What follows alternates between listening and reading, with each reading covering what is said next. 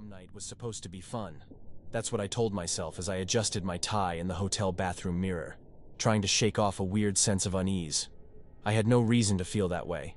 My date looked amazing, the venue was fancy, and the night was just getting started. But then I saw her. She was standing alone by the refreshment table, picking at a plate of food. I wouldn't have thought much of it, except she looked out of place. Her dress was old-fashioned, like something out of a decades-old prom catalog. Pale blue, satin, a little too formal for the rest of us. Her makeup was minimal, her hair in tight curls. I thought she might be someone's date from another school, but something about her body language was off. She didn't seem shy, just detached, like she was watching everything but not really part of it. "Who's that?" I asked my friend Daniel. He followed my gaze and frowned. "No idea. Haven't seen her all year." That was weird. Our school wasn't huge. You at least recognized everyone, even if you didn't know them well. Over the next hour, I kept noticing her. She never talked to anyone. She didn't dance. She just hovered near the edges of the ballroom, occasionally watching the couples on the dance floor. At one point, she turned and looked directly at me. I gave her a polite nod, expecting maybe a small smile in return, but she didn't react. Just turned away and walked off. I was about to forget about her when my date, Lisa, came back from the bathroom looking pale. "You okay?" I asked. She hesitated. "Did you see that girl in the blue dress?"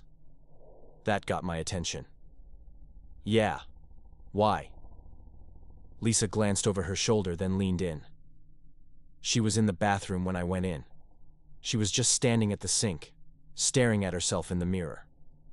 I thought maybe she was upset or something, so I asked if she was okay. She didn't answer, didn't even blink, just kept staring. I frowned. Maybe she had too much to drink? Lisa shook her head. Number. She was just weird. I left, and when I turned around before walking out, she was still just standing there. That was the moment the night stopped feeling fun. After that, I couldn't enjoy myself. Every time I looked around, I expected to see her. But at some point, she was just gone. Maybe she left. Maybe she was never really a student here. I wouldn't have thought about it again if it weren't for what happened the next day. Someone posted prom pictures in our group chat.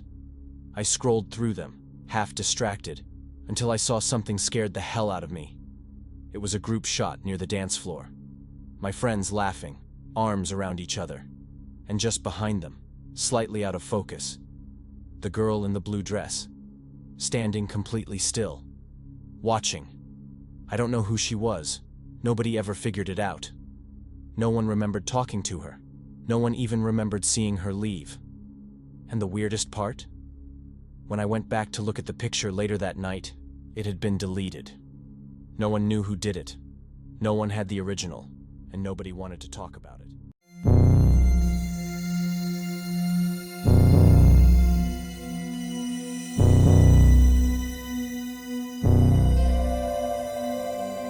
The school gymnasium was packed, music pulsing through the walls, shimmering decorations hanging from the rafters.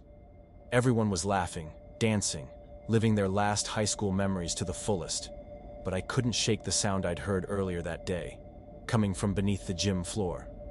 I worked part-time as a janitor's assistant, mostly to save up for college. That afternoon, I'd been setting up chairs and balloons when I heard it. A soft, rhythmic thump beneath my feet, coming from the far side of the gym. At first, I thought it was the pipes, or maybe an old vent shifting. But when I pressed my ear to the floor, I swore I could hear something else, breathing. I asked Mr. Fletcher, the head janitor, about it, but he just muttered something about the gym being old and walked off. That only made me more curious. Now, as the prom raged on, I found myself staring at that exact spot on the floor, right near the bleachers. Curiosity got the best of me. I slipped away from my friends and made my way to the maintenance room, grabbing a crowbar. My hands trembled as I returned to the gym floor. The music drowned out any sound as I wedged the crowbar into a gap between the wooden planks and pried upward. The moment the floorboard came loose, the smell hit me damp, rotting, sour. I gagged, but I kept pulling. My heart pounded as I revealed a dark crawl space beneath the gym. It wasn't just an empty space. There was something down there. I grabbed my phone and shined the flashlight into the hole. A sharp gasp escaped me. Staring back at me was a pair of wide, glassy eyes, set in a face that was stretched in a silent scream, half decayed, its skin clinging to its skull. I stumbled backward, but my foot slipped, and I crashed to the floor. The impact sent my phone skidding into the darkness. My mind screamed at me to run, but my body wouldn't move. And then a hand shot up from the hole. Fingers curled around the edge of the opening, the nails broken and jagged. The stench intensified as something pulled itself up. I could hear a faint, wheezing breath as the thing struggled, its shoulders rising into the light. Then, a hand clamped over my mouth. I thrashed, but another set of hands yanked me back. I turned, my heart racing. Mr. Fletcher. His face was pale, sweat dripping down his forehead. "You shouldn't have opened that," he hissed. He pulled me to my feet and shoved the floorboard back into place, slamming it down with a sickening finality. What the hell is down there?" I stammered, my voice barely audible over the music. His eyes darkened, something that was meant to stay buried. Before I could press further, he gripped my shoulder and forced a smile. "Go enjoy your night," he muttered. Then, without another word, he disappeared into the crowd. I stood there, shaking. A cold dread coiled in my gut. The prom carried on around me, oblivious. I glanced toward the floor one last time, and then I heard it again, a soft, rhythmic thump.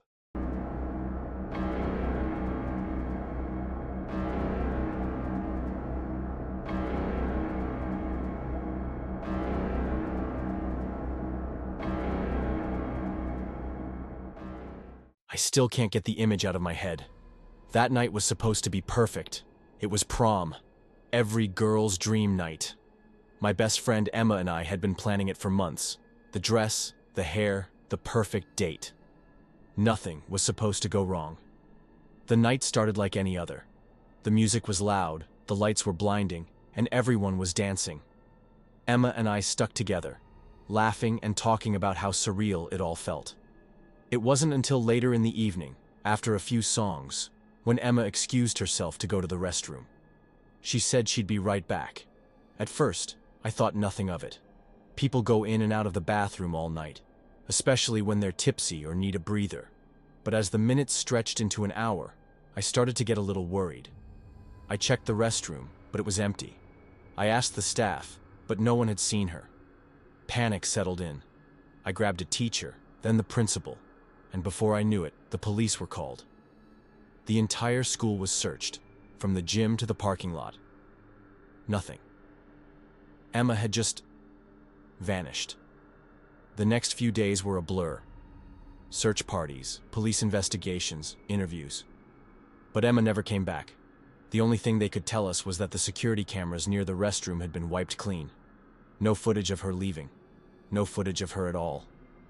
Until one night, the security footage was mysteriously recovered. When I saw it, my heart stopped. Emma was seen leaving the restroom, but she wasn't alone. There was someone with her. A tall figure in a hood, standing at the end of the hallway, motionless. Emma turned her head, and the moment she saw them, she froze.